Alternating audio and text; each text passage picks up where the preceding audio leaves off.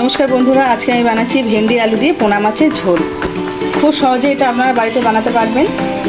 বাড়িতে যদি কোনো সবজি না থাকে, আলু আর ভেন্ডি দিয়ে আপনি মাছের ঝোল করে নিতে পারবেন। কোনো সময়ে আপনার এটা বানানো হয়ে যাবে। আপনারা দেখতে থাকুন। এখানে আমি পোনা মাছ ধুয়ে নুন মাখিয়ে নিয়েছি। ওখানে ভেন্ডি ধুয়ে কেটে নিয়েছি, আমি মাঝখানটা চিড়ে নিয়েছি। আলুগুলো লম্বা লম্বা সরু সরু করে কেটে নিয়েছি। আর ওখানে পেঁয়াজ কুচি, কাঁচা লঙ্কা কুচি নিয়েছি। আর কিছু গুঁড়ো মশলা নিয়ে নিয়েছি, জিরে গুঁড়ো, ধনে গুঁড়ো, লঙ্কা গুঁড়ো, হলুদ গুঁড়ো আর নুন নিয়ে নিয়েছি। আমি মাছে আমি হলুদ দিয়ে দেবো।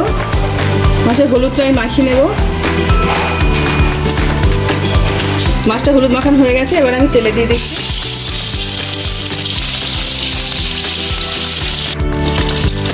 মাছটা আমি ভেজে নেব।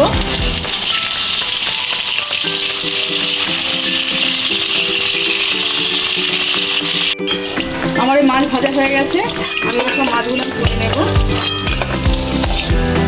ওই মাছ ভাজার তেলে আমি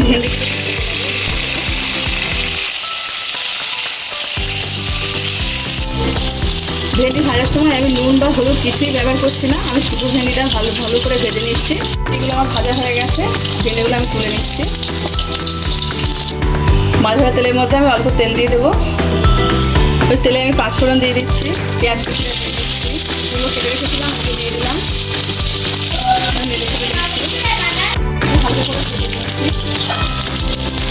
আর গ্রেট করা আদা দিয়ে দেবো। সব গুঁড়ো মশলাগুলো আমি এর মধ্যে দিয়ে দেবো। অল্প করে জল দিয়ে দেবো।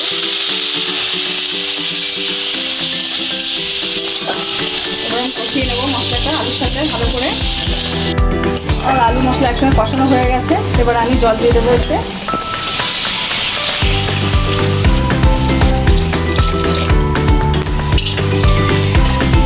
জল দিয়ে দিয়েছি, জলে কিছুক্ষণ ফুটুক। চেরা করা কাঁচা লঙ্কা আমি দিয়ে দেবো। ঝোল ভালোভাবে ফুটে গেছে। ভাজা মাছ আর ভেন্ডিটা আমি একসঙ্গে দিয়ে দেবো। ভেন্ডিটা ভেজে রেখেছিলাম।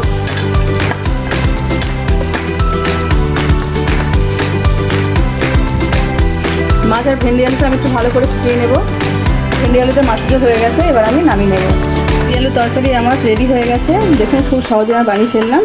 আজকে যদি আমার এই রান্নাটা আপনাদের ভালো লেগে থাকে, একটা লাইক করে দেবেন আর শেয়ার করে দেবেন। আর কেমন লাগলো কমেন্টে জানাবেন। এরকম নতুনত্ব রান্না পেতে গেলে আমার চ্যানেলটা সাবস্ক্রাইব করে দেবেন।